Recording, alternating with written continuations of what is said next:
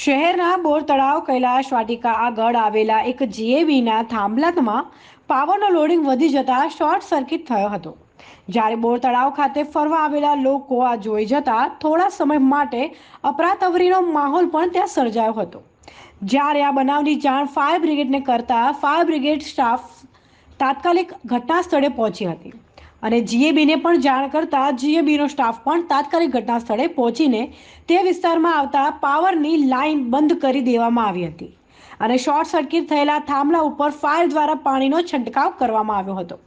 ત્યારબાદ જીએબીના સ્ટાફ પણ કામગીરી હાથ ધરવામાં આવી હતી।